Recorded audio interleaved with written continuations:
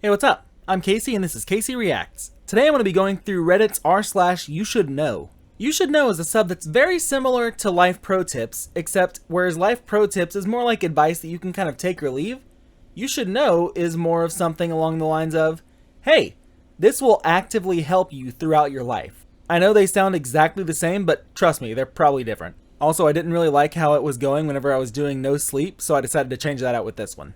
So it'll probably be very rare, if I ever do a no sleep again. Granted, I have 7 subscribers, so I'm pretty sure nobody cares. You should know, every car built from 2018 onwards is required to have a backup camera. It is not an extra feature. Why you should know? Since May of 2018, all newly built cars sold in the United States are required to have a backup camera and video display for the camera. Many car dealers, both used and new, will advertise the backup camera as some kind of added luxury or special option to try and charge you more for it. Don't bite the bait and understand that it's 100% a legal mandate to have it, like seatbelts or airbags. Yeah, car dealerships, those salesmen are sharks. They smell blood in the water, they will go for it. To put this in layman's terms, if they have a chance to screw you over, they will screw you over. Don't ever trust salesmen. That doesn't really have too much to do with this, but it still has a little bit to do with it, and it's always good to know. Don't ever trust a salesman. They are trained to screw you over. They don't care about you. They don't care about anything except how can I make money off of this poor sap. So yeah, don't let them try to tell you, hey, this car comes with a backup camera. It's a little bit extra, but it's worth it. Because, like they said, it's illegal not to have a car manufacturer make one with a backup camera at this point. Don't get had by the dealerships. Also, I know I mentioned this in the last one, but don't get the extended warranty. It's a ripoff. It's a waste of money. All you're doing is lining their pockets more. I know I sound very adamant about that because, well, I'm very adamant about that. It's a ripoff. It's not worth it at all. You should know, extreme fatigue and depression can be caused by food intolerances. Why you should know? Lots of people will go years feeling depressed and tired all the time, but since it's hard to diagnose until it shows up as GI issues later in life, doctors may not be able to tell you that it's a food intolerance. I went years constantly tired, angry, and depressed before I figured out I can't have gluten. It's not well researched or understood at this point, so many doctors won't even suggest it as a possibility for the aforementioned symptoms. It's surprisingly easy to rule out an intolerance. Just go a few days without eating a suspected food, then eat it again, see how you feel. Absolutely wonderful thing to know. My wife, we thought that she might have an intolerance to dairy. So, we ended up saying, hey, let's take you off of dairy for a bit and see if you are lactose intolerant. Well, it wasn't lactose intolerance, but you know what? Now we know. It's very important to do. Also, don't do this if you have a peanut allergy. That's different than a food intolerance. If you try to eat a peanut with a peanut allergy, there's a very good chance that you can die depending on the severity of the allergy. You should know, birch sugar is xylitol and can kill your dog. Many of us are trying to avoid artificial sweeteners and move to more natural foods for us and our pets. Chemical-sounding names make us think that something's bad for us, and manufacturers are well aware of this. So many times, they'll try to use less triggering names for their products. Birch sugar is one of those things. It's a sweetener that comes from birch trees, but it's also known as xylitol. Why you should know? Xylitol is a sugar alcohol that doesn't play nicely with a dog's blood sugar and causes it to drop quickly, too much, which can lead to seizures, liver damage, and death. And it's in a lot of food these days, such as peanut butter and ice cream, so please be careful when giving your dogs treats. It is also one of the most common sweeteners for sugar-free gum, and as a critical care vet tech, this was a very common toxicity that I saw at my hospital. Give your fluffy ones some hugs and always read ingredients lists. Alright, well you heard them. Make sure if you're going to give your dogs any treats that might have some sort of sugar, first off, try not to give your dogs treats that have sugar because sugar's not great for them anyway. But, if you do, make sure it doesn't say birch sugar or xylitol because, well, it can kill your dog. Same thing with grapes. Don't give your dog grapes. Don't give your dog chocolate. There are always going to be a lot of foods that you can't feed your dog, so if you're unsure of whether or not your dog can have it, either don't give it to him or look it up. There are plenty of awesome guides online that can tell you, hey, this is okay for your dogs and cats. Hey, this is deadly. It's very poisonous. It's very good to know these things if you're a pet owner and you actually care about your pets. You should know, local police or fire and EMS will do a health and safety check on a loved one if you're worried that they may have died. Why you should know. Recently read a post detailing how devastated a family was after checking on a loved one they hadn't heard from several days. These traumatic experiences can go decades of damage to families. Utilizing local emergency services to do a check can save families from the extensive trauma of seeing someone after they've passed. This, of course, also applies to suicides and ODs, as those scenes can also be very traumatic. Please do not let guilt or concern cause you decades of mental anguish or ruin your last good memories of a loved one. Since this is one about police, fire, EMS, I will throw in here, if you have someone that you think is missing, report it immediately. The second you suspect they might be missing, report it. There is no such thing as you have to wait however many hours before you can report somebody missing. It is absolutely false. If you suspect they're missing, report it. If you think they need a wellness check, call it in. However, just make sure that if you're going to call in a wellness check, don't do it with someone who's cut ties with you, cut off contact with you, or has a restraining order against you, because very obviously they want you to leave them alone. And as for the restraining order, I'm pretty sure legally you cannot call to have someone do a wellness check and get information on them. That kind of behavior might be why you have a restraining order out on you. You should know, if you're buying or selling a house, what is considered a fixture and stays within the house. Why you should know. Many people end up disappointed when buying a house to discover that items or appliances they thought would be included with the home were not left behind, or when selling a home, take items that should have been left behind and have to pay the buyer to replace them. Legally, in the US at least, a fixture is anything that is physically and permanently attached to the home or property and must be included in the sale of the home.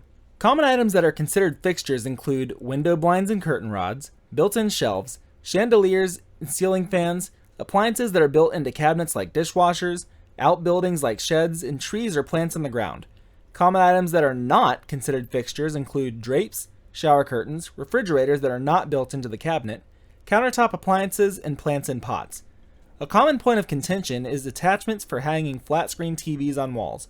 They are physically and permanently attached to the wall and normally should be included, but many times they're only good with the brand or size of TV they're made for and probably useless to the buyer. If you're buying a house and want to make sure something's included, it's always a good idea to ask. Sellers may be willing to include things that are not normally considered fixtures that they may not be able to use again, or just to avoid moving it into the next house, like custom-sized drapes or an extra refrigerator in the basement. If you're selling a house and want to take something that normally would be considered a fixture, you can put this in the contract as an exclusion. For example, some people may be very attached to a tree or plants they put in and want to take them along to their next house. If you don't put this in the contract, the buyer could sue and force you to pay to replace them. Edited to add, I see there's some discussion over the definition of what permanently attached means. In the case of real estate law, it's generally defined as affixed to the property through the application of plaster, cement, bolts, screws, nuts, or nails, i.e., if you need tools to remove it, it's usually considered permanently attached. Yeah, so apparently with buying a house, if you go and see it whenever they have everything out for the showing, then treat it like looting laws. They're probably going to take everything that's not nailed down, and possibly some of the things that are nailed down, depending on whether or not those things are specific to them, like a TV mount. Plus, those things can be pretty expensive, so it's probably best for them to take those mounts anyway. And if they have a mount, they probably are going to still need it because they probably threw away the legs to the TV. At the very least, that's something I would do. You should know that there are alternative boutique-style movie streaming services that may cater to the kinds of movies you like better than the big dogs. Why you should know. Note, availability may depend on country and region. If you like art house or classic movies, there's a huge and regularly altered library of films on the Criterion channel for $100 a year. If you like horror, cult classics, and B-movies, the Arrow player for $50 a year might be a great choice for you. If you like anime, Funimation might be a good choice for $7.99 a month. Not that any of these are better or worse than Netflix, Hulu, HBO Max, etc., but the smaller ones I listed and others like them may offer different kinds of cultural enrichment and entertainment that some people may be looking for. Yeah, no, it's always good to look around for that kind of stuff. Things like Peacock and Pluto, those are completely free and they have movies and shows that you can watch for free. I think Peacock has some that you have to pay for, but if you don't want to pay for it, they still have plenty of free options.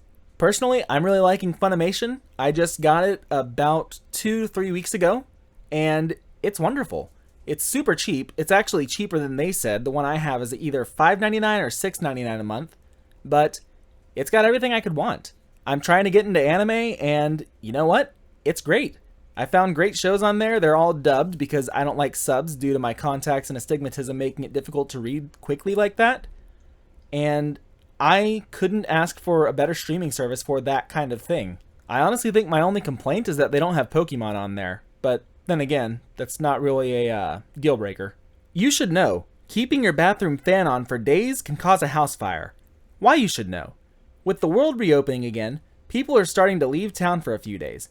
People make sure that their irons are often unplugged, hair dryers, etc., but it's easy to forget about the bathroom fan. If you leave your bathroom fan on for a few days, it can cause a house fire while you're away. Obviously, no one wants their house to burn down, especially if they're away and can't attempt to put it out. Make sure to turn your fans off, y'all, and travel safely. I think a lot of bathroom fans, though, are connected to the lights, so that would actually require you to leave your lights on. So if you're going to leave for a few days, make sure everything's just turned off in general, not just fans and appliances. You should know, there is an app that's easy to use to help scientists identify wildlife with just a picture when you're out. Why you should know. There are many endangered animals, insects, and plants in the world. Something as simple as sharing photos of the pretty flowers or butterfly you saw camping this summer can help scientists study them. This in turn can help us understand the patterns better and in endangered cases, help preserve the sites they're found. Let's all save the earth together. Snap pics of everything you enjoy in your time outside, even if it's just a walk in the park, and post them to places like iNaturalist and PlantNet for free. You don't need to know what it is exactly, just post the pic in your location and it helps the scientists out. So yeah, you heard the man.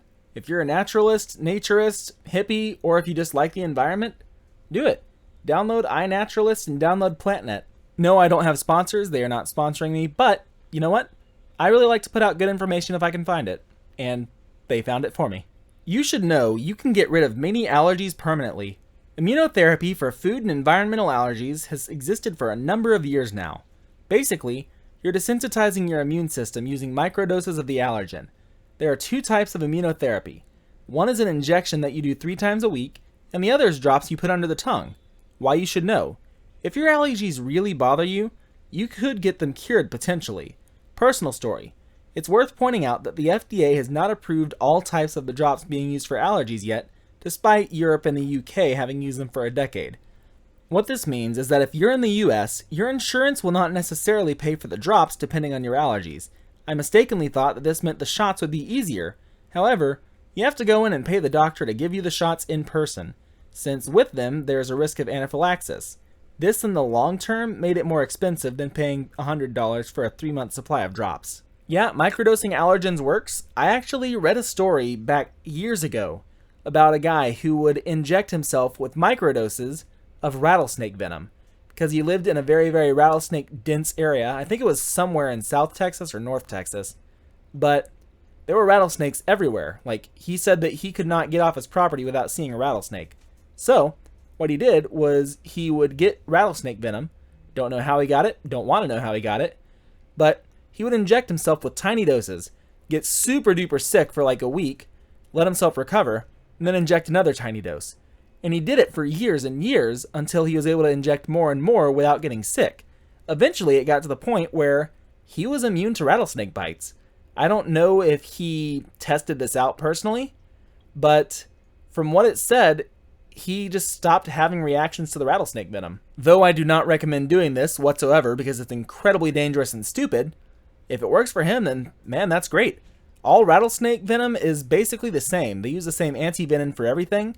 So if you're dumb enough to do it, then go ahead. I'm not a cop, but I really recommend don't try that at home or at work or really anywhere. Just don't try it. You should know that your paper coffee cup may leak if the cup's seam is aligned with the hole for your mouth in the cup's lid. Why you should know. Certain placements of a coffee cup lid could result in drips staining your clothes. After having coffee stain my pants too many times, I found that most of the time, the drips occurred when the seam in the cup lined up with the hole in the lid. Since then, I make it a point to make sure that the two are opposite of each other, or at least aren't aligned with each other. No drips. So yeah, that's great advice. However, I have better advice. Get a reusable cup.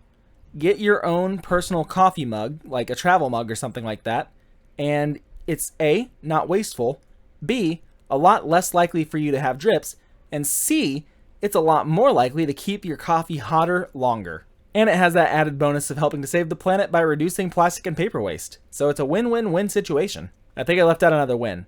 Win-win-win-win situation. You're happy, your stainless pants are happy, and the planet's happy. What could be better, right? Alright, and on that note, thank you so much for watching. Please be sure to come back throughout the week for more content. Please like and subscribe to help keep this channel going, and don't forget to have a great week.